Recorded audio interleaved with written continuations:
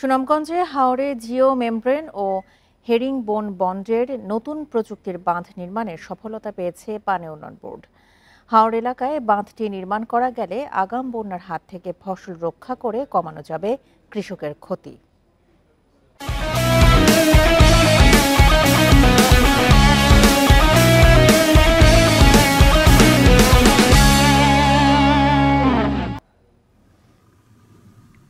2023 সালে সুনামগঞ্জের ধর্মপাশার ধানকুনিয়া হাওরে পরীক্ষামূলক জিও মেমব্রেন ও হেরিংবোন বন্ডের 73 মিটার বাঁধ তৈরি করা হয়।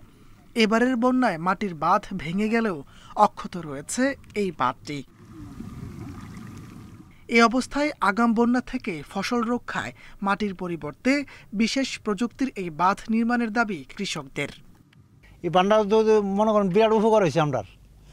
আর যে সাইডে না হয়েছে এই জায়গাটা মনে করেন আফালে ডেয়ে বেঙ্গালাইছে আফর। প্রতি বছর আপনার এই যে শত শত কোটি টাকা দিয়ে আপনার রাস্তার প্রকল্পগুলো করে।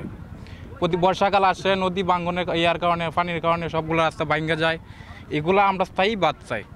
প্রতি বছর হাওরের ফসল রক্ষায় খরচ হয় 150 থেকে 200 কোটি টাকা, যা তেমন কাজেই আসছে না ফসল রক্ষায়।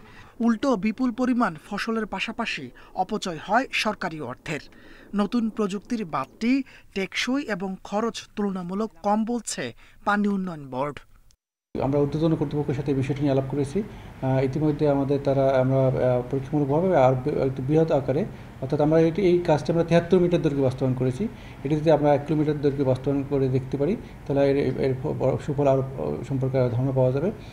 100 মিটার মাটির বাঁধ নির্মাণে যেখানে খরচ হয় প্রায় 25 লাখ টাকা, সেখানে এই বাঁধটি লাগে 40 লাখ টাকা। তবে এসব বাঁধের স্থায়িত্বকাল অন্তত 10 বছর। Independent news.